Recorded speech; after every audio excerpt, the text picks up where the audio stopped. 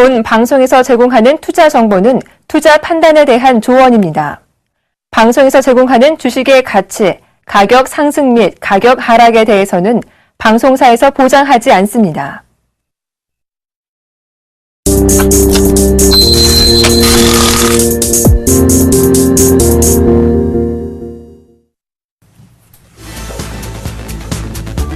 안녕하십니까. 막상막하 투맨쇼의 예병군 멘토입니다. 네, 안녕하세요. 김용준입니다. 예, 김용준 멘토님. 예. 스트레스 많이 받으시잖아요. 그죠? 이 주식시장만큼 스트레스 많이 받는 곳이 없는 것 같은데. 네. 그때마다 해소를 좀 하십니까? 거의 이제 못 풀 때가 많은데, 사실은 이제 주식 스트레스는 결국 이제 주가가 올라가야지 풀리는 거잖아요. 예. 근데 이제 한동안 이제 많이 쌓여 있다가 거의 이제 올라가면 한꺼번에 이제 풀어버리는 그런 스타일입니다. 예, 세상 직업군 중에요. 이 증권 전문가라는 직업도 참 쉽지 않은 것 같습니다. 우리가 병원에 가면 아픈 사람들만 보고, 그 다음에 또 이제 법원에 가면, 전부 억울한 사람들만 보죠. 주식시장에는 전부 손실 본 사람들만 저희한테 상담을 원하십니다. 그런데, 이런 것을 조금 이제 주식장이 본격적으로 올라서, 해피바이러스로 좀 전환이 됐으면 좋겠습니다. 그 해피바이러스를 전환할 수 있도록 저희가 열심히 노력해 보도록 하겠습니다. 막상막하 투맨쇼 본격적으로 시작해 보겠습니다.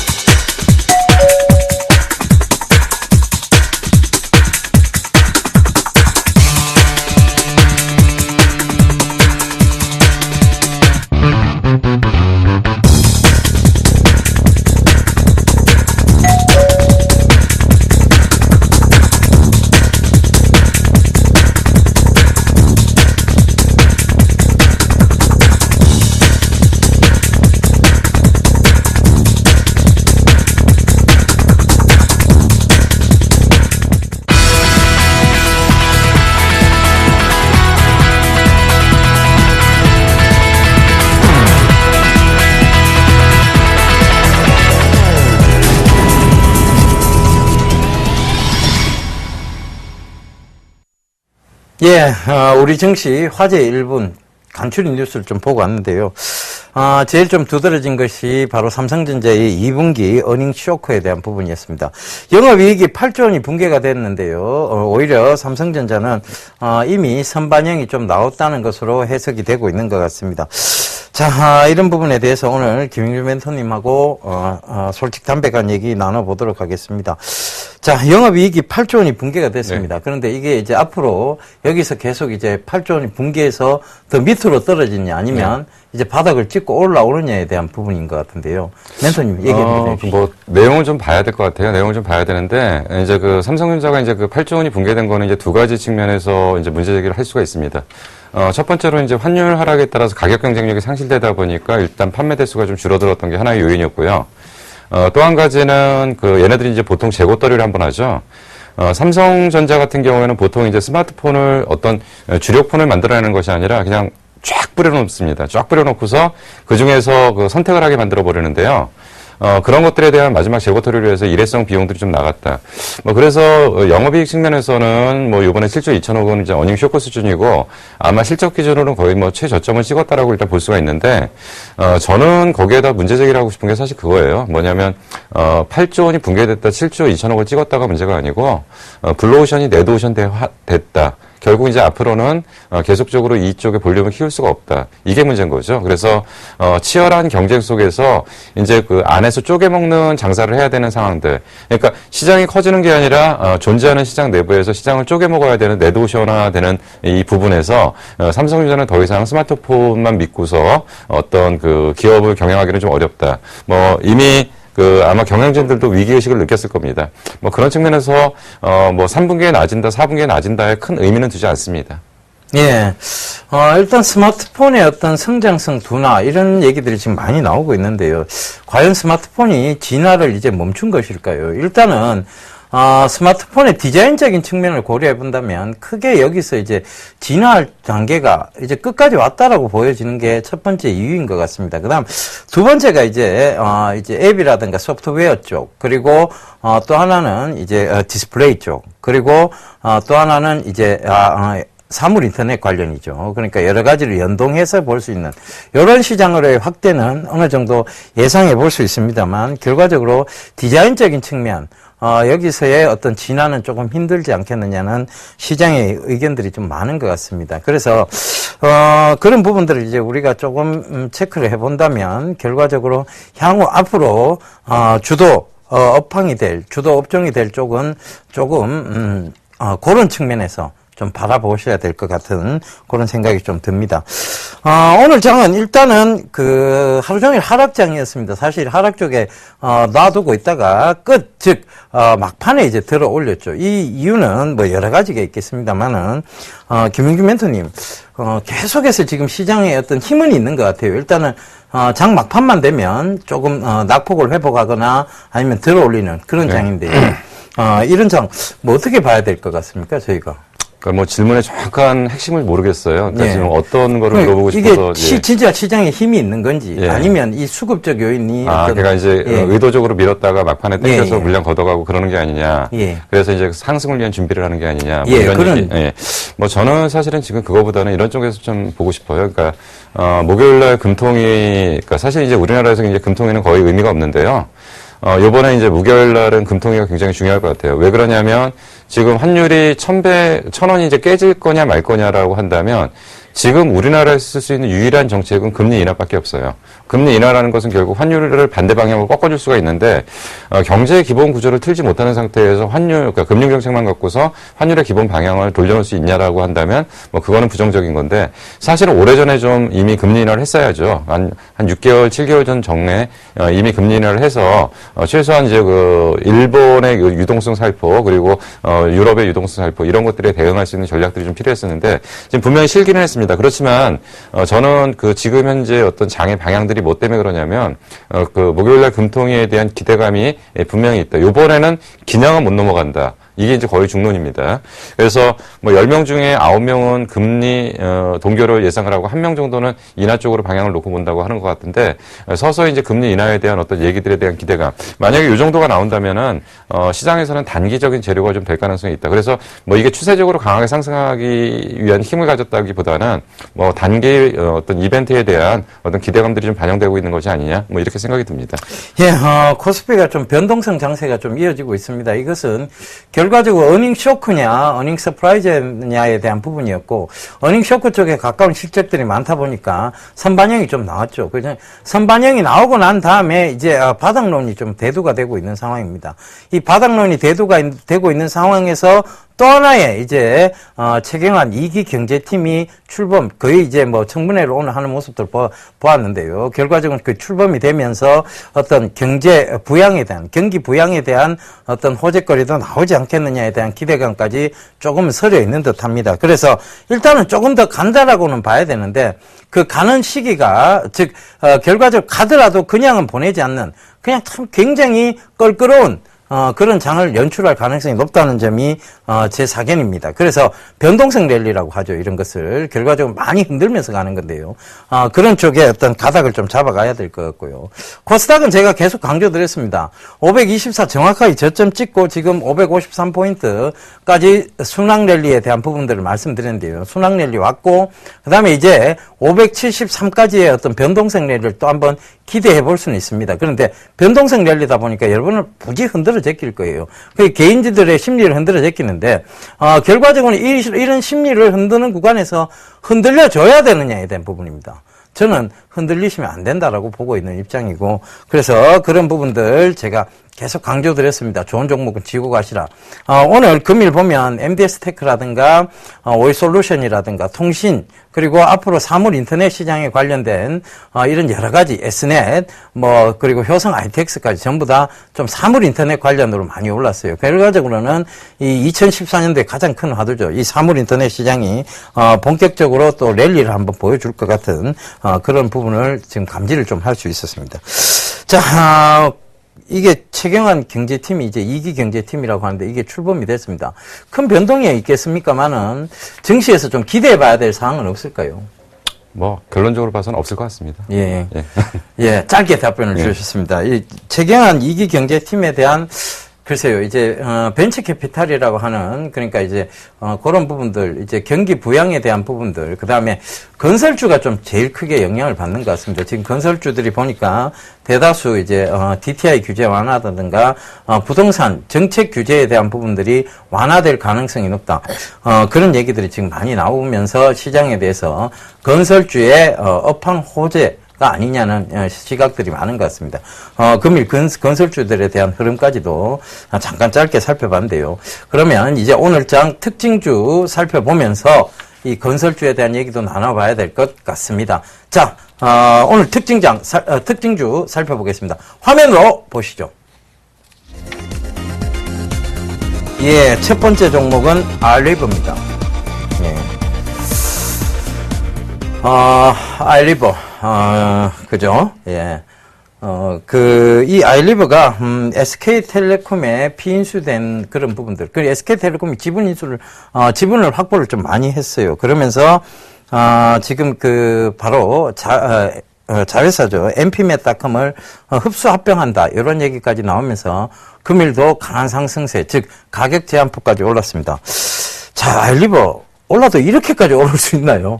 근데 이제 거꾸로 보시면 사실은 아일리버가 이제 처음에 신규 상장됐을 때 시장의 기대치가 상당히 높았습니다. 그래서 이제 아일리버를 보라보면서 이제 업황 잘못되고 산업 잘못된 거 보면은 이럴 수 있다라는 걸 한번 생각을 해봤어요. 그러니까 사실 그 당시에 MP3 거의 안 들고 다니는 사람 없을 정도였었죠. 근데 거꾸로 보시면은 이제 똑같습니다. 이제 스마트폰도 잘못 보시면은 스마트폰 부품주 스마트폰이 지금은 좋지만 1년 후, 2년 후가 됐었을 때. 근데 MP3 사실 그 당시에는 대부분 이제 젊은 층들이 이제 안 갖고 다니는 사람도 없었는데 어마어마하게 빠졌었죠. 어마어마하게 빠졌었고 그리고 이제 사실 아이리버가 지금 아직까지 이제 MP3를 유지하고는 있어요. 음원, 영상, 재생 쪽이라고 지금 보는데 블랙박스니 여러 가지 쪽을 하고 있는데 사실 이제 예전 같은 호황을 누리기는 어렵습니다. 그래서 이제 사실 SK텔레콤에 인수된 거 하나 갖고서 지금 이제 재료가 돼가지고 주가가 이제 최근에 이제 급등을 하고 있는 모습을 좀 보이는데요.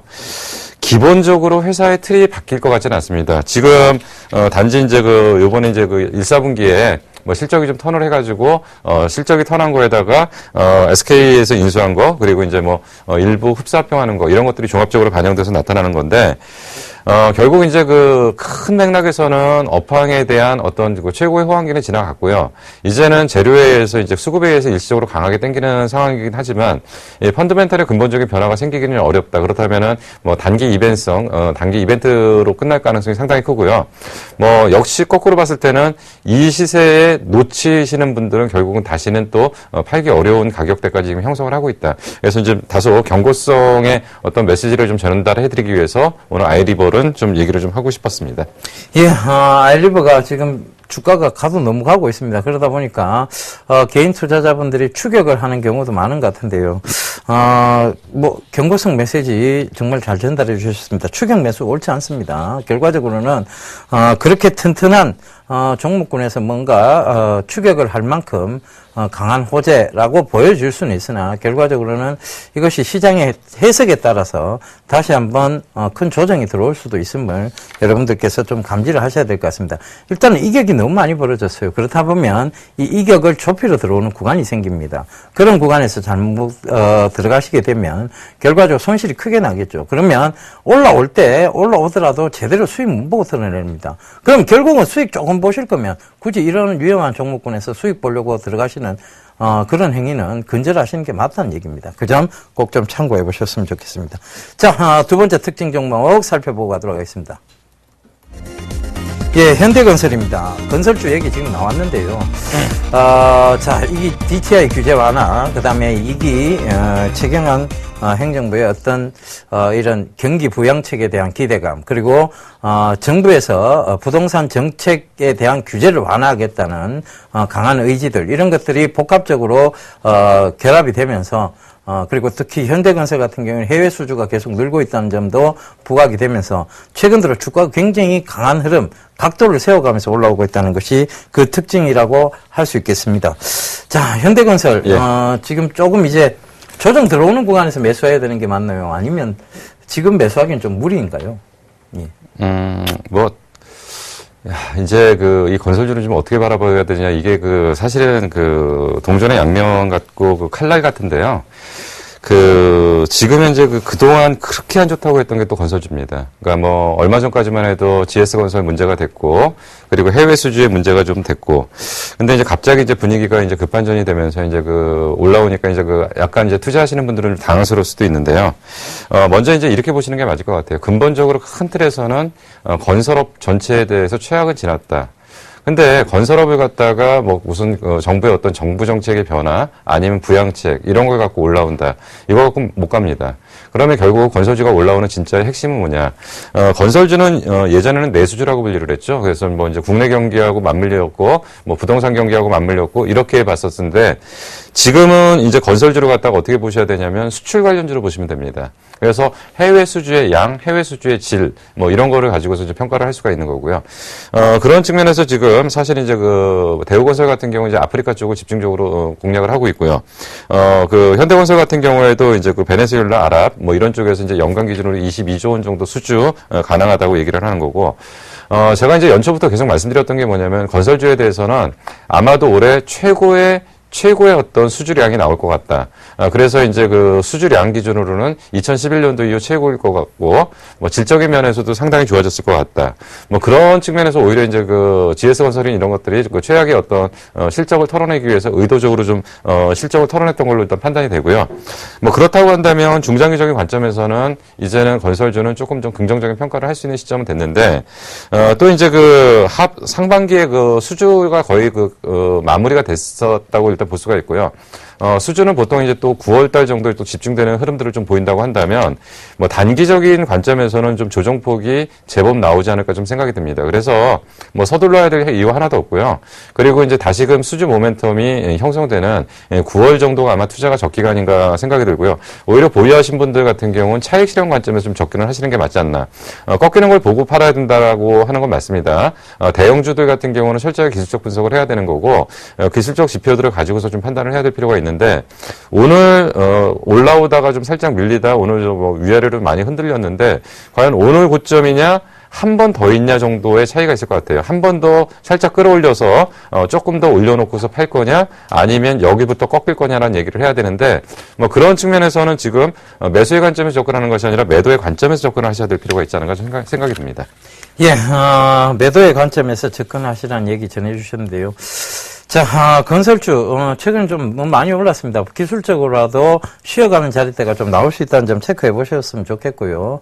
그 다음에 지금 건설주의 어떤 시츄에이션, 즉, 상황 변화가 크게 일어난 것은 아닙니다. 건설 업황은 보통 10년 단위로 이 업사이클링과 이제 그 리사이클링이 좀 돌아오는 그런 단계입니다. 그런데 이제 지금 최근에 보면 IS 동서라든가 지방 건설사 쪽에서 강한 흐름들이 지금 나오고 있죠. 이것은 결과적으로 지방 미분양에 대한 부분들이 어느 정도 해소가 되어 들어가고 있고 지방에 지금 분양 열풍이라든가 이런 부분들이 반영이 조금 되고 있다라고 보시면 좋을 것 같습니다. 그래서 그런 부분들이 지금 대형 건설사에도 영향을 미치고 있는 것 그렇게 좀 참고를 해보셨으면 좋겠고요. 중장기적인 관점으로 본다면 지금부터 조정시마다 좀 분할 매수의 관점도 괜찮은 것 같습니다. 그런데 단기적인 흐름에서는 분명히 쉬어갈 수 있는 자리대라는 거 말씀 전해드리면서 자, 세 번째 특징 종목 살펴보고 가도록 하겠습니다. 예, 바로 파라다이스입니다. 오늘 좀 금일이 좀 강하게 올랐습니다. 파라나스 호텔이라는 부분을 인수하는 부분에 대해서 철회를 하겠다는 결정이 났었고요. 결과적으로 이 인수 철회는 불확실성의 제거, 그 다음에 불명확한 곳에 투자하는 것에 대한 위험 요소 제거, 이런 측면에서 시장이 받아들인 것 같습니다.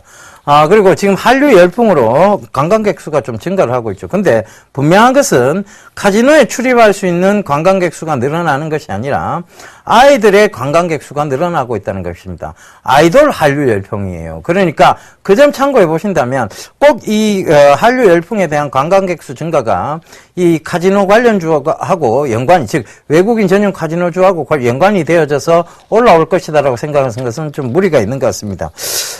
저는 파라다이스하고 이 지금 카지노 관련주에 대해서 약간 이제는 좀 정체기에 좀 접어 들어가지 않았냐 보고 있는데요. 김윤규 멘토님 생각은 좀 어떠십니까? 이제 뭐 파라다이스하고 이제 GKL이 이제 우리나라 이제 카지노의 대표 종목들이죠. 근데 그 GKL 같은 경우는 일반 고객을 주로 중심으로 이제 매출 구조가 형성되는 거고, 파라다이스는 VIP 중심으로 가는 겁니다. 그래서 VIP라는 건 일반인들이 그 투자하는 거에 몇십 배, 몇백 배를 투자하는 거기 때문에 사실은 사람 숫자가 중요한 건 아니에요. 사람 숫자가 중요한 건 아니고 그들이 어떤 VIP층을 갖고 있느냐가 좀 중요한 거고, 지금 말씀하신 것처럼 이제 뭐 이게 이제 추가적으로 상승한다 못한다라는 얘기를 하는 것은 아니고, 지금 파라다이스에서는 가장 지금 그 기대를 하고 있는 게 지금 사실 이제 영종도 쪽에 이제 복합 리조트 쪽이죠. 이게 일종의 그 마카오를 좀 만들겠다는 얘기인데요. 일단은 지금 영종도 안을 좀 들어가면은 어떻게 지금 가는 영종도 쪽에서 이제 보면은 이제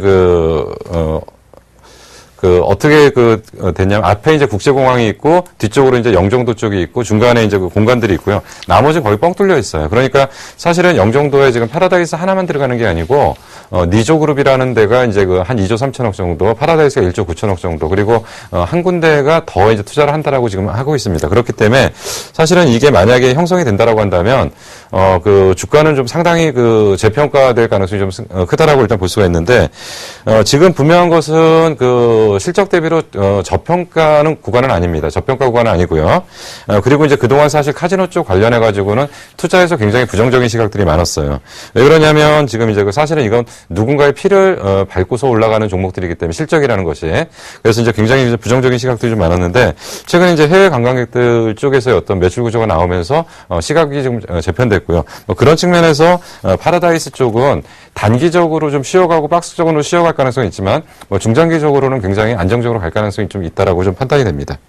예, 파라다이스 저는 조금 성장 둔화 쪽, 그리고 이제 행보구간 쪽으로 좀 들어간다고 보는 입장입니다. 그러니까 좀 산업의 정체기가 오지 않느냐. 그리고 결과적으로 이런 영종도에 대한 부분도 차후에 반영될 것이므로 지금부터 소폭 건전한 조정 구간에서 좀 한참 동안의 기간 횡보, 즉 기간 조정이 좀 나오다가 결과적으로는 그 영종도에 대한 실적적인 측면이 기대가 되기 시작할 무렵부터 다시 재상승의 어떤 부분을 보이지 않겠느냐에 대한 의견이었습니다. 그러니까 이건 뭐 보는 시각은 다 다를 수 있습니다. 그런데 제가 생각하는 부분은 그렇다는 것을 좀 여러분들이 참고하셨으면 좋겠고요. 파라다이스가 참 많이 올랐습니다. 오르기도. 그런데 지금 더 올라갈 수 있느냐에 대한 부분에 대해서 저는 조금 아직은 조금 더 기다려야 되는 시기가 아니냐. 즉 매수 타이밍이 좀 더 기다려야 되는 시기고 매도 타이밍이 좀 앞당겨야 되는 시기가 아니냐라고 지금 보고 있는 입장입니다. 그래서 그런 점들도 꼭 좀 참고해 보시고 여러분들께서 대응하셨으면 좋겠습니다. 자, 저희가 오늘 특징주 살펴봤고요. 이제 우리 멘토들 수익률 점검에 나서 보도록 하겠습니다. 화면으로 오늘의 수익률 확인하시겠습니다. 7월 8일 화요일 막상막하 투맨쇼 포트폴리오 수익률 확인해 보겠습니다. 먼저 예병군 멘토의 포트폴리오입니다. 현재 포트에는 총 4종목 편입되어 있는데요. 그중 오늘장 S넷이 2.19% 상승 마감하면서 현재 16.4%의 수익률 기록하고 있습니다. 전 종목 보유 의견 주셨습니다. 이번엔 김용준 멘토의 포트폴리오입니다. 포트에는 현재 총 4종목 편입되어 있죠. 그중 오늘장 인포뱅크가 3.12% 상승 마감하면서 손실폭을 축소시키고 있는 모습입니다. 전 종목 보유 의견 주셨습니다. 다음은 오늘장 막상막하 투맨쇼 멘토별 포트폴리오 수정사항입니다. 김선유 멘토가 모노투어 종목을 새롭게 편입 시도했고요. 정재훈 멘토의 PS텍은 매수가 미도달로 편입에 실패했으니까요. 내일장 전략에 착오 없으시길 바랍니다. 이번엔 포트폴리오 수익률 베스트입니다. 오늘장 수익률 베스트, 먼저 2위부터 확인해 보겠습니다. 김중 멘토의 마이크로 컨택솔이 27.5%로 2위 자리 탈환에 성공했고요. 3위는 정동훈 멘토의 테크윙이 26.6%로 한 단계 하락한 모습을 보이고 있습니다. 4위는 예병군 멘토의 S넷이 16.4%를 기록하고 있습니다. 남은우 조민규 멘토가 공동 5위를 기록하며 각각 13.7%의 수익률 보이고 있습니다. 그렇다면 오늘장 막상막하 투맨쇼 수익률 베스트 1위는 과연 누가 차지했을까요? 정재훈 멘토의 YB로드가 64.7%를 기록하며 독보적 1위 자리를 굳건히 지키고 있습니다. 이번엔 누적 수익률 베스트입니다. 1위는 역시 정재훈 멘토가 차지했습니다. 누적 수익률 149%를 기록하고 있고요. 2위는 정동훈 멘토가 68.3%를, 3위는 조민규 멘토가 54.4%를 기록하고 있는 모습입니다. 마지막으로 막상막하 투맨쇼 명예의 전당입니다. 정재훈 멘토의 삼화네트워크스가 금메달을 획득하고 있고요. 은메달은 예병군 멘토의 바태기, 동메달은 정동훈 멘토의 컴투스가 명예의 전당을 빛내고 있습니다. 여러분들의 수익률을 책임지고 있는 막상막하 투맨쇼. 과연 내일장 포트폴리오에서는 어떤 순위 변동들이 생길지 멘토들의 내일장 수익률도 기대해 주시기 바랍니다.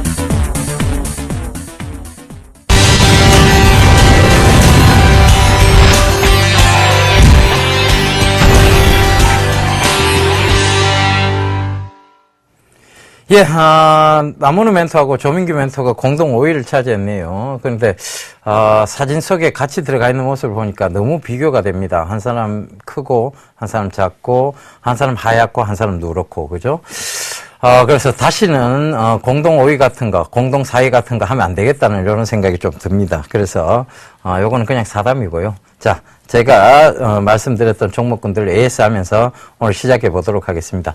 자, NI스틸이에요. 왜 떨어진지 모르겠습니다. 분명히 올라가야 될 주식인데 지금 소폭 건전한 조정 구간에서 횡보가 좀 나오고 있는 것 같아요. 그런데 분명히 올라가야 될 주식 맞습니다. 그러니까 마이너스 구간일 때 기회 주는 거예요. 참 좋잖아요. 그죠? 여러분들께서 참고하셔서 대응을 하셨으면 좋겠습니다. 그 다음에 한국 큐빅이죠. 다시 재상승 구간으로 오고 있습니다. 그만큼 실적적인 측면이라든가 이런 모든 것이 성장성적인 측면이 괜찮다는 얘기예요. 그래서 요거 참고해 보셨으면 좋겠고 SL입니다. 제가 이 종목 꾸준히 올라올 수 있는 종목이라고 분명히 말씀드렸죠. 그래서 자동차 부품주 중에서도 이 SL은 정말 시나브로 꾸준히 움직이고 있다는 것도 참고를 해보셨으면 좋겠습니다. S넷 역시 잘 갑니다. 제가 사물 인터넷 관련해서 이 S넷이 대장주 역할을 할 수도 있다는 얘기 분명히 전해드렸고 그 이후로 지금 꾸준히 계속 지속적으로 올라오고 있는 모습이고 수익률도 굉장히 크게 올라오면서 지금 일단 4위 자리대에 있습니다. 예, 두 분 중에 한 분이 치고 올라와서 공동 4위가 되는 일은 없었으면 좋겠습니다. 자, 이거 말씀드리면서 이제 AS 짧게 좀 해드렸고요. 자, 오늘 이제 히든 카드를 좀 공개하도록 하겠습니다. 히든 카드 보시기 전에 자, 키워드 먼저 살펴보겠습니다. 예. 첫 번째 키워드입니다. 면방 제조업이네요. 그죠? 섬유회사라는 얘기겠죠. 자, 그 다음 두 번째. 원재료 가격 안정이 되고 있다. 자, 섬유 쪽에서 지금 원재료 가격 안정되고 있는 건 누구나 알고 있는 사실입니다. 근데, 자, 이제 세 번째 키워드 보겠습니다. 업황 업사이클링이죠. 섬유 쪽이 업황 지금 업사이클링이라고 볼 수 있겠습니다. 그러니까, 이 섬유회사라는 것이고, 그 다음에 업황, 이 섬유 업황 쪽에 있는 회사, 즉, 면방 쪽에 있는 회사라는 거 분명히 참고가 됐으면 좋겠습니다. 자, 이 종목 어떤 종목일까 한번 살펴보자고요. 자, 일단은 태평양물산, 그 다음에 일신방직, 이런 회사들이 있어요. 요게 베트남에 지금 진출해 있는 면방업체입니다. 그런데 태평양물산부터 좀 한번 살펴볼게요. 주가 추이를 한번 보겠습니다. 태평양물산에. 예, 태평양물산을 한번 찾아보도록 하겠습니다. 자, 주가 추이를 보세요. 계속 지금 신고가를 향해 가고 있습니다. 베트남에 진출해 있어서인지 모르겠습니다만 일단 연관성적인 측면에서 보면 베트남에 진출해 있는 면방업체라는 것이 이 동사하고의 공통된 부분입니다. 그 다음에 또 하나죠. 일신방직입니다. 일신방직 우리가 살펴보도록 하겠습니다. 자, 일신방직 역시 마찬가지입니다. 지금 최고점에서 계속 행보가 이어지면서 최고점, 즉 새로운 고점을 경신하기 위한 시도를 계속하고 있죠. 자, 이 일신방직하고 동사도 역시 베트남에 진출해 있는 면방업체라는 공통점을 지니고 있습니다. 그러면 자, 이게 왜 베트남 쪽이 지금 좋을까요를 우리가 살펴봐야 될 것 같습니다. 그래서 제가 이 준비해온 히든카드 벌써 궁금하실 텐데요. 여러분이 듣도 보도 못한 회사일 수도 있습니다. 자, 이름부터 보고 가시겠습니다. 예. 바로 방림입니다. 그죠? 방림. 그죠? 예, 이 회사 이름이 PANG로 시작해요. 팡림입니다. 팡림. 자, 이거 방림이라는 회사인데요. 자, 방직이라는 그 글자하고 연관을 좀 시켜보시면 좋을 것 같습니다. 그러니까 섬유 회사는 얘기죠. 이름에서 이미 나와 있습니다. 그러니까 그런 부분들 좀 살펴보셔야 될 것 같은데 이 회사의 어떤 특징을 좀 살펴보기 위해서라도 준비해온 PPT 하나하나 좀 살펴보면서 말씀을 드리도록 하겠습니다. 자, 첫 번째 PPT인데요. 국내 주요 방직업체의 베트남 진출 세부 사항입니다. 경방, 일신방직, 동일방직, 그 다음에 SG 충남방적, 방림이 지금 나옵니다. 그런데 방림이 굉장히 선점을 했어요. 제일 먼저 들어갔습니다. 1993년도에 들어갔습니다. 그러니까 이미 자리를 잡고 있는 상황에서 다른 업체들이 들어온 것이죠. 그렇다면 이 선점의 효과가 분명히 있을 거라고 저는 보여집니다. 그래서 이 방림의 회사의 주가의 매력 포인트도 선점이라는 곳에 한번 잡아보도록 하겠습니다. 자, 두 번째 PPT 좀 보도록 하겠습니다. 대미 베트남 의류 수출액이에요. 왜? 자, 왜 이 베트남에 진출해 있는 이 회사들, 베트남에 진출해 있는 면방업체들이 좋은가에 대한 부분입니다. 여러분 잘 보시면 아시겠지만 대미 베트남 의류 수출액이 계속 가파르게 성장을 하고 있습니다. 그런데 제가 여기에서는 준비가 안 되어 있습니다만 대미 중국 의류 수출액 비중 추이는 오히려 떨어지고 있습니다. 추이가 떨어지고 있다는 얘기죠. 그러면 베트남은 늘고 있고 중국은 떨어지고 있다. 시장 점유율 쪽에서 본다면 베트남 쪽이 시장 점유율을 높여가고 있는 거고 중국 쪽은 시장 점유율이 낮아지고 있다는 얘기입니다. 그러니까 베트남에 진출해 있는 면방업체가 좋다는 얘기입니다. 그 다음에 다음 PPT 좀 보도록 하겠습니다. 바로 대유럽 베트남 의류 수출액이에요. 이것 역시 마찬가지입니다. 대유럽 중국 의류 수출액은 줄고 있는 반면에 대유럽 베트남 의류 수출액은 계속해서 지속적으로 상승하고 있다는 거예요. 이 점을 체크를 해보셔야 될 것 같습니다. 결과적으로는 이 시장 점유율이 계속 높아지고 있다는 얘기입니다. 여러분들 그 버버리 제가 이런 얘기 드리면 좀 그런데요. 저희 와이프한테 버버리 코트를 최근에 선물을 한 적이 있습니다. 거기 이제 뒤편에 보면 메이드 인 비에트남이라고 되어 있습니다. 그죠? 자, 이 베트남에 굉장히 많은 의류 회사들이 진출해 있는 거고 여기서 지금 OEM 또는 아웃소싱 방식으로 또 많이 생산을 하고 있다는 얘기예요. 그렇다면 결과적으로는 이런 지금 우리가 지금 영업무역이라든가 이런 것들도 보면 아웃도어 의류가 올라오고 있잖아요. 근데 그 아웃도어 의류들도 여러분 잘 한번 까보세요. 이런 그 원산지를 보면 메이드 인 비에트남이 많습니다. 메이드 인 차이나보다 이제 메이드 인 비에트남이 더 많아지고 있는 추세죠. 그 점 참고해 보셔야 될 것 같고. 자, 다음 PPT 좀 보도록 하겠습니다. 면화 가격 추이인데요. 면화 가격이요. 바로, 지금 굉장히 2011년 2분기부터 2012년 굉장히 좀 높게 올라갔다가 이제 가격이 안정화되고 있습니다. 밑에 가격에서 안정화가 되고 있다는 것이죠. 원재료 가격이 안정화가, 즉 하향 안정화가 되면 결과적으로는 그 하향 안정화된 부분만큼 부가가치가 생긴다는 얘기예요. 그 부가가치는 결국은 이 회사의 순이익적인 측면으로 돌아갈 것이고, 순이익은 결과적으로 실적으로 반영이 됩니다. 그러면 이 회사의 밸류에이션이 부각이 된다는 얘기겠죠. 자, 다음 PPT 보겠습니다. 자, 섬유의복업 하락입니다. 지금 경방이라든가 동일방직, 태평양물산, 일신방직 모두 좋습니다. 베트남 섬유의복업의 TPP를 앞두고 베트남 OEM이 인기를 잇고 있다는 거예요. 이 TPP가 뭐냐면 면세적인 부분입니다. 그 부분 참고해 보시면 될 것 같고요. 봉제뿐만 아니라 편직, 방제까지 현지 수요가 확대되고 있다는, 즉 바이어들이 베트남 물건을 좋아를 한다고 합니다. 더 이상 설명이 필요할까요? 바이어들, 물건을 사가는 사람들이 메이드 인 차이나보다 메이드 인 비에트남을 좋아한다는데, 그죠? 그 점 체크를 해보셔야 될 것 같습니다. 자, 그래서 이런 모든 부분들이 좀 체크가 됐는데요. 그래서 이런 부분들이 좀 체크가 된다면 결과적으로 이 방림이라는 회사 좀 여러분들이 주목을 좀 해보셔야 될 것 같습니다. 일단 지금 베트남에서 선점을 차지하고 있는 면방업체라는 거, 그런 것도 여러분 참고를 해보시고요. 지금 주가 추이도 차트를 보면서 제가 한번 살펴볼게요. 방림을 한번 보세요. 방림을 보면 예각입니다. 더 이상 말이 필요 없죠. 예각입니다. 그런데 신고가를 갱신해가는 예각은 아닙니다. 그렇기 때문에 저항대가 늘 존재를 한다는 얘기입니다. 일단 주봉에서의 장기간의 박스권 형태는 뚫고 올라왔습니다. 이건 굉장히 긍정적인 부분이죠. 그런데 월봉에서 보면 월봉을 좀 체크해보면 아직까지 장기적인 신고가를, 즉 새로운 역사적 신고가를 쓰고 있는 것은 아니에요. 결과적으로 보면 지금 이 전 고점 영역대까지의 상승폭은 여전히 남아있다는 것이고, 그 상승폭에서의 그 후의 흐름은 우리가 지금은 생각할 필요가 없을 것 같습니다.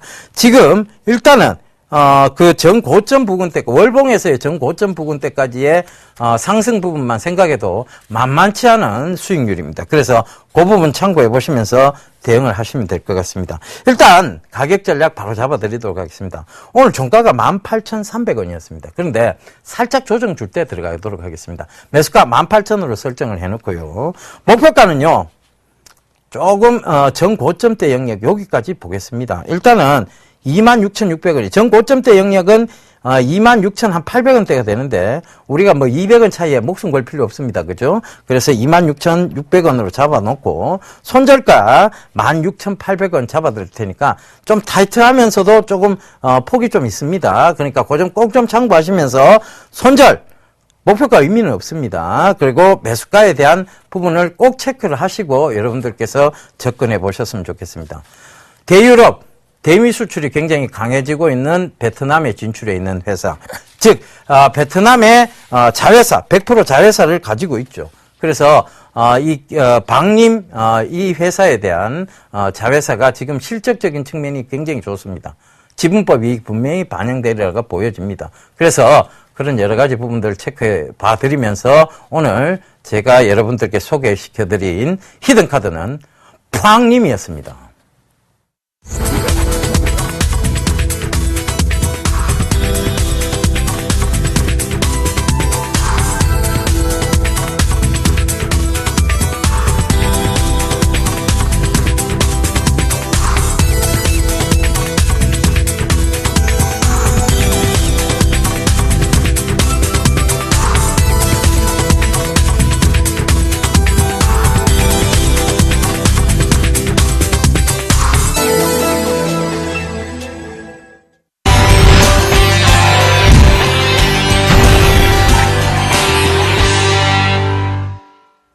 네, 김영준입니다. 최근에 좀 재미가 없습니다. 최근에 재미가 없고, 최근에 제가 말씀드린 종목들이 좀 많이 안 움직이고, 이러니까 좀 답답한 부분들은 좀 있는데요. 이런 얘기는 한번 꼭 드리고 싶습니다. 그때그때 따라서, 그 시각을 바꾸지는 않습니다. 뭐, 어떨 때는 이쪽이 좋다고 했다가, 어떨 때는 저쪽이 좋다고 했다, 그런 얘기 안 합니다. 결국 전체적으로 어떤, 기업이나 산업을 정확하게 분석을 해야 된다는 얘기를 계속 드렸고요. 그 근거 없는 상태에서 어떤 단순한 수급만 갖고서 얘기를 했을 때는 그거에 대한 거는 잘못하면 이제 모래성이 될 가능성이 상당히 큽니다. 그래서 저희는 그 원래 이제 목표 자체가 뭐 10% 벌겠다, 20% 벌겠다 이런 게임을 하겠다고 처음부터 한 건 아니고요. 그리고 또 이제 주식을 투자할 때 항상 중요하게 생각해야 되는 게 뭐냐면 그 어떤 그 책에서 그런 얘기를 하죠. 주식을 왜 투자하냐, 언제 투자하냐라고 했을 때 항상 얘기하는 게 1년에 집중적으로 올라오는 11일을 위해서 투자한다라고 했습니다. 그래서 그 11일 동안 보유하고 있으면 전체적인 수익을 다 준다라고 한 거죠. 그러니까 그만한 내용이 되는 종목에 대해서 소신과 확신을 갖고 덤빌 각오를 하신다고 한다면 따라오시면 되고요. 그게 자신 없고 그때그때 수익에 만족하시겠다. 그래서 짧게 먹으시겠다 하시는 분들은 다른 방법을 찾으시면 됩니다. 그래서 제가 말씀드린 종목은 다소 험난하고 힘든 길을 갈 수는 있습니다. 그렇지만 분명한 것은 끝은 보여드릴 수 있습니다. 그래서 그거에 대한 확신이 있으신 분들은 따라오시면 되겠습니다. 자, 그 삼성 SDI, 제가 뭐라고 말씀드렸냐면 앞으로 삼성그룹에서 딱 먹을 수 있는 거 한 종목밖에 안 남았다고 그랬습니다. 그 종목이 이제 삼성 SDI라고 말씀드렸고요. 몇 가지 이유들을 좀 말씀드렸었죠. 근데 한 가지 확실한 거는 이재용 부회장이 최근에 이쪽에 대한 지분을 집중적으로 올렸다. 결국 이 얘기가 뭐냐면 향후 이쪽의 주력 성장이 이쪽에서 작용할 거라는 얘기죠.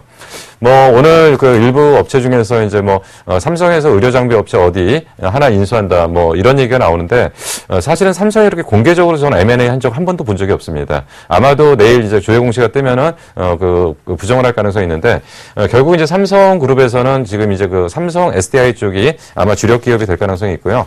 그냥 기다리시면 됩니다. 기다리시면 되고 일단 목표가 20만 원 잡아놨는데 사실 머릿속에서 생각은 훨씬 더 큰 그림이 있습니다. 뭐 저희가 이제 그 투맨쇼 이전에 몇 번에 걸쳐서 이제 삼성 SDI 그리고 삼성의 지분구조 정비 이런 거에 대해서는 그 어떤 매스컴에서도 다루기 훨씬 이전부터 말씀드렸던 부분이 있고요. 그 부분 때 그 분명히 강조드렸던 게 뭐냐면 삼성 SDI가 최고다. 단 삼성 SDI가 업황에 돌아나오는데 좀 시간이 걸릴 가능성이 있으니까 그런 부분은 좀 참조를 하셔야 될 필요가 있다고 말씀드렸는데 이번에는 삼성 SDI하고 제일모직이 합병을 하면서 주가가 올라가야 될 이유가 있었습니다. 그래서 그런 부분들이 좀 작용을 하는 거고요.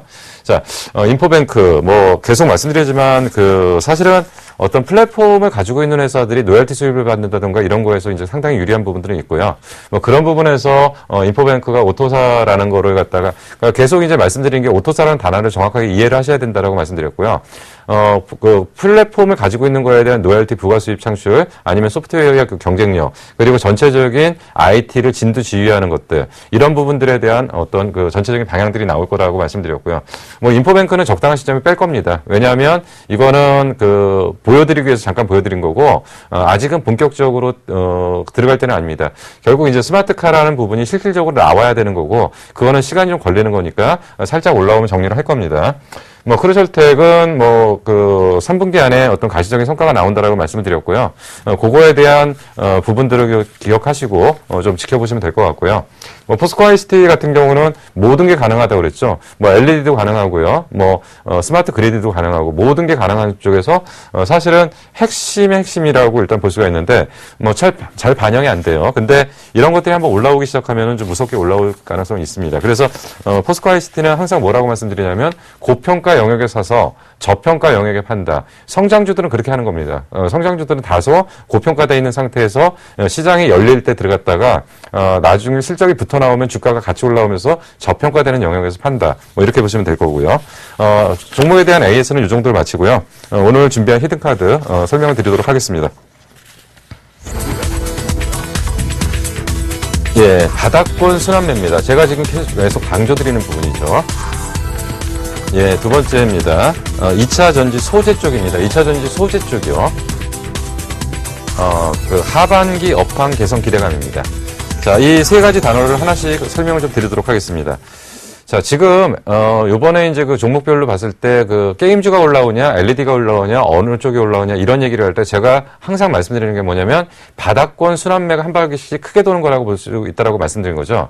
그래서 지금은 어느 쪽이 맞다가 아니고요. 바닥권 순환매가 나타나는 전형적인 현상은 뭐냐면 주도 섹터를 찾기 위한 과정들입니다. 그래서, 선도그룹들이 어느 쪽을 주도 섹터로 갈 거냐 해서 툭툭 쳐보는 거죠. 그래서 그것이 확인됐을 때 본격적으로 2단계 상승을 하는 걸로 보시면 됩니다. 자, 그리고 그 다음 단계입니다. 2차 전지 소재입니다. 2차 전지가 이제 그 완성 쪽은 LG전자하고 LG화학하고 이제 삼성 SDI가 있고요. 그 안에 소재 업체들이 있다고 말씀드렸죠. 근데 지금 여기 동사는 2차전지 소재 쪽이라고 보시면 됩니다. 예, 그리고 세 번째 키워드입니다. 하반기 업황 개선 기대감입니다. 그동안 2차전지 소재 쪽 관련 쪽 종목군들이 아직까지 실적이 정확하게 잡지를 않았는데 이제 본격적으로 이제 하반기에 들어왔죠. 상반기가 끝나고 이래서 이제 실적이 본격적으로 붙어 나올 거다라고 보고 지금 말씀을 드리는 겁니다. 그래서 제가 준비한 종목은 예, 일진 머티리얼즈입니다. 아시는 분들도 있을 거고 모르시는 분들도 있는데요. 일진 머티리얼은 기본적인 사업 구조가 어떻게 되어 있냐면 그 음극 일렉포일 업체다. 일렉포일이라는 건 뭐 구리선 같이 얇게 돼 있는 그런 거고 이제 음극 쪽과 양극의 일렉포일 두 가지로 나눠진다고 말씀드렸죠. 그래서 음극 쪽은 구리 쪽을 기본적인 일렉포일로 가는 거고요. 그리고 사업은 LED 쪽, 최근에 이제 LED 관련 종목을 인수를 했습니다. 그리고 얘네들이 지금 양극물질 쪽은 사실은 못 다뤘는데 양극물질 쪽에서 또 에너지 사업 쪽을 지금 강화시키는 부분이고요. 그리고 건설 사업이 일부 있습니다. 근데 여기서 제가 이제 그 2차전지 설명을 할 때 그 한번 기억이 나실지 모르는데 사실 우리나라는 음극 소재를 지금 완성을 못했다. 그래서 이제 기본적인 구성이 카본 기반인데 그 일본에서는 2,400도 열 처리를 하고요. 중국에서는 소프트 카본을 제공하는데 우리나라는 1,000도씨 열 처리를 한다. 그래서 중국에 비해서 가격이 비싸고요. 일본 업체에 비해서 기술이 떨어진다고 얘기를 하는데 우리는 반대로 얘기를 하죠. 중국 업체보다는 기술이 앞서고 일본 업체보다는 가격이 떨어졌다라고 얘기를 하죠. 근데 정확하게 지금 제일 중요한 게 뭐냐면 음극 소재 개발이 돼야 되는데 일진 머티리얼의 가장 매력적인 부분이 또 하나가 뭐냐면 음극 소재 개발이 거의 완성돼 가고 있다는 거죠. 그렇다고 한다면 중국 쪽에서 그러니까 일본 쪽에 상당히 뺏겼던 부분을 뺏어 올 수 있다. 이게 굉장히 또한 강점입니다. 그리고 이제 그 테슬라라는 얘기를 이제 2차 전지를 하면 항상 할 수밖에 없는 건데요. 테슬라 2차 전지 업체인 파나소닉, 그러니까 원래 이제 그 2차 전지를 갖다 납품을 할 때 LG화학이 왜 안 됐냐, 그리고 SAI가 왜 안 됐냐라는 얘기를 할 때 한번 설명드렸습니다. LG화학은 초도 물량이 너무 작아서 테슬라에 안 들어갔고요. 그리고 삼성 SDI 같은 경우는 그 테슬라의 어떤 기술의 일정 부분을 좀 보고 싶어서 그런 부분들이 노출하기 싫어서 테슬라가 우리나라 업체는 안 받았다는 거죠. 근데 어쨌든 파나소닉 쪽이 이제 그 독점 체제로 갔는데 파나소닉에서 테슬라가 이제 매출을 확대하는 부분이 이제 나타나다 보니까 결국은 음극 일렉포일에서 세계 거의 점유율 1위 정도 되는 일진 머티리얼즈의 그 물량을 줄 수밖에 없는 지금 상황이 됐고요. 아마도 요거에 관련해 가지고 곧 파나소닉 쪽에서 일진 머티리얼 쪽으로 대규모 수주가 좀 나올 가능성이 상당히 크다. 뭐 거의 이제 기사 읽어보시면 거의 나와 있는 얘기입니다. 그리고 이제 추가적으로 이제 삼성과 LG 납품이 확대됐다. 지금 이제 우리가 지금 대부분 보는 게 이제 2차 전지 업체들 납품이 확대됐다고 하는 게 뭐냐면 지금은 순수 전기차의 납품이 확대된 게 아니고요. 지금 그 하이브리드의 납품이 확대되고 있는데 이제는 하이브리드하고 전기차의 그 규모는 하늘과 땅 차이입니다. 그래서 이제는 삼성과 LG가 본격적으로 순수 전기차의 납품이 시작되는 부분에서 2차 전지 중대형 쪽에 최대의 수혜주라고 일단 볼 수가 있는 업체입니다. 일진 머티리얼이. 그래서 이제 다른 종목에 비해서는 지금 차트가 조금 안정적인 부분을 좀 띄우고 있고요. 어떤 움직임은 그 안정적인 어떤 흐름을 좀 보이고 있다. 그래서 먼저 차트부터 좀 잠깐 보면서 좀 설명드리겠습니다. 최근에 이날 이제 강하게 움직였던 이유 중에 하나가 이제 뭐였냐면 그 테슬라하고 몇 개의 그 전기차가 합쳐서 배터리를 공동 충전할 수 있는 그 시스템을 만들겠다는 얘기가 나오면서 이날 가격 제한파까지 올라갔고요. 그리고 나서 좀 흔들다가 지금 다시금 자리를 잡아서 이제 올라오는 패턴이기 때문에 일단은 하단은 잡았다라고 일단 볼 수가 있고요. 그렇다고 한다면 여기서 이제 조금만 위쪽으로 간다라고 한다면 이제 상승 궤도로 진입한다라고 일단 볼 수가 있습니다. 자, 그래서 매매 전략을 이제 바로 좀 들어가도록 하겠습니다. 지금 매수가 오늘 종가 기준으로 11,650원이고요. 그리고 자리를 잡은 것 같아요. 그리고 이제 그 전체적으로 봤을 때는 121선, 61선, 21선 전체적으로 뭉쳐있죠. 뭐 별로 좋아하진 않는데 일단은 차트 모양은 괜찮은 것 같습니다. 그래서 이제 이 정도 가격대에서 지금 사시면 될 것 같아서 매수 가격은 현재 가격에 매수를 하는 걸로 보고요. 손절 가격은 여기를 벗어나면 안 되겠죠. 뭐 지금 기술적 분석상으로는 여기가 이제 제일 처음에 저항선이었기 때문에 저항선을 뚫고 나왔고요. 그리고 여기가 그러면 지지선이 돼야 되기 되기 때문에 그렇다고 한다면 이 정도 가격대를 지금 보니까 가격대는 1,300원 정도가 될 것 같습니다. 그리고 뭐 목표가는 우선 이제 단기적으로 좀 볼 건데요. 아마 올라오면 좀 수정을 할 것 같습니다. 근데 이제 앞에 고점이 얼마 정도로 형성하냐면 13,800원이니까 뭐 이 자리는 넘지 않겠냐 생각을 해서 일단 1차 목표가는 우선적으로 단기적으로 14,000원 정도 설정을 해놓고요. 이거는 나중에 변화될 때 방향은 다시 좀 접도록 하겠습니다. 자, 하여튼간 그 소신을 갖고 좀 중장기적으로 좀 가시는 것이 중요하다고 일단 보이고요. 그 순간순간의 시세 흔들리지 마시고 지금 어려운 시기니까 잘 견디실 필요가 있습니다. 자, 제가 준비한 히든카드는 여기까지입니다.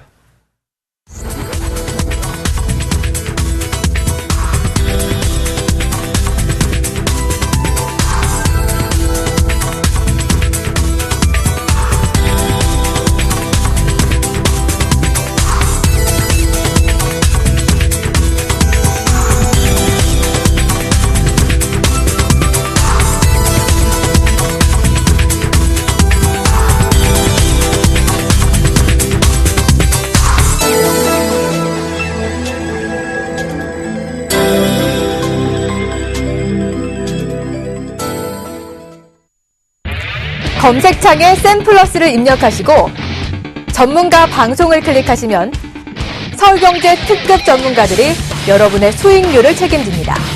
주식 투자 샘플러스와 함께하세요. 예, 시장 전반적으로 조금 상승 쪽으로 가닥을 계속 굳혀 나가고 있는 듯 보입니다. 여러분들 너무 걱정하시는 전략보다는 차분한 대응하시는 전략 세워 나가시고요. 내일 성공 투자하시는 날이 됐으면 좋겠습니다. 감사합니다. 저희는 이만 물러가고 다음 주에 인사드리도록 약속드리겠습니다. 시청자 여러분 편안한 밤 되십시오.